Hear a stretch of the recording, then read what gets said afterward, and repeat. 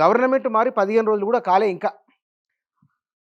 ఇది ఎమ్మెల్యే 3 లక్షలు, వాళ్ళ తమ్ముడు 3 లక్షలు, నన్ను చెరి 3 లక్షలు ఇచ్చినని ఓపెన్గా చెప్పడం. చెరి 6 లక్షలు అంటారు. చెరి 6 లక్షలు నిజమేనా అది?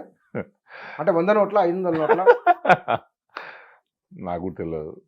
మీకు తెలియదు? అందుకే నాకు కూడా తెలియదు కనుక దాని గురించి నేను ఎక్కువ మాట్లాడతలేను. అంటే ఎక్కువ మాట్లాడాలంటే అడిగి మరి ఇచ్చిన అని చెప్తున్న వ్యక్తి ఏమో చెప్తుండు, మరి కాన్ఫిడెంట్గా చెప్తుండు. నేను చాలాసార్లు కంప్లైంట్ వచ్చిందని తెలిసిన తర్వాత పోలీస్ అధికారులకు ఫోన్ చేసిన.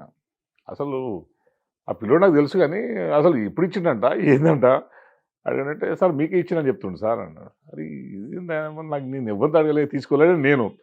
లేదు సార్ ఇచ్చిన చెప్తుండు సార్ అంటారు. మరి ఇంకేం చేయాలి నేను?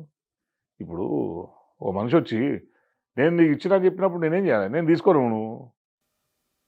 మీరు మర్చిపోయిందేమో. అంత దుర్మార్గమైన పరిస్థితి ఏం లేదు నాకు. అట్లా తీసుకునే అలవాటు ఉంటే ఇంకో రకంగా ఉంటాం కదా. నాకు ఇప్పుడు ఎమ్మెల్యే క్వార్టర్ కాల్ చేయమంటారు, బయటకు పోయి నేను మళ్ళీ మా 3 బెడ్రూమ్ ఫ్లాట్ ఉంది దాంట్లోకే పోవాలి, లేదంటే వీళ్ళనే కొనుక్కుంటారు ఇట్లా పనులు చేస్తుంటే.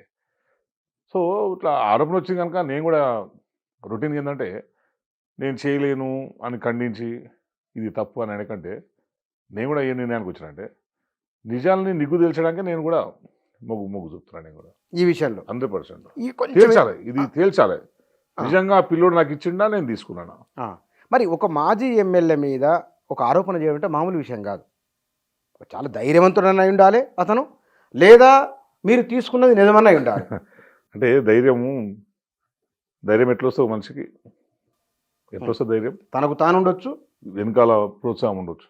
వెనకాల మేము ఉన్నాం నీకు అని చెప్పి చెప్పొచ్చు. ఎవరి ప్రోత్సాహం ఉండొచ్చు? ప్రభుత్వ ప్రోత్సాహం ఉంటుంది, ప్రభుత్వంలో ఉన్న పెద్దల ప్రోత్సాహం ఉంటుంది. అక్కడ ఉన్న ఇప్పుడు చూస్తున్నాం, ఇంతకుముందు చెప్పారు కదా అన్ని జిల్లాల్లో కూడా కక్ష సాధింపులు జరుగుతున్నాయి అనేది. సో ఇది కూడా కక్ష సాధింపులోనే భాగంగానే. నేను అనలేదు, అదే అన్ని జరుగుతున్న తీరు మీరు అడగకపోవచ్చు, కానీ ఇట్లా ఆరోపణలు ఇట్లా జరుగుతున్నాయి అన్నప్పుడు కక్ష సాధింపని నేను 100% నేను అంటాను. ఎందుకంటే నేను తీసుకున్నా లేదా నా అంతరాత్మకు తెలుసు.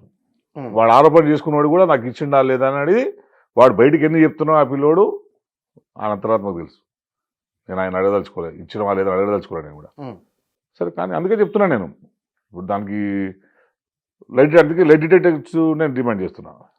ప్రభుత్వమే చొరవ తీసుకొని లైట్ డిటెక్టర్ టెస్ట్ చేసి, లైట్ డిటెక్టర్ కాకపోతే ఇంకే మెథడ్ అన్నా సరే నిజాలు తేల్చమని చెప్పండి. నేను 100% ఒకవేళ మీరు తీసుకున్నట్టు తేలితే మీరు చెప్పిన పరీక్షల్లోనే 100% సమాజం ఏ శిక్ష చేసినా నేను అనుభవిస్తాను.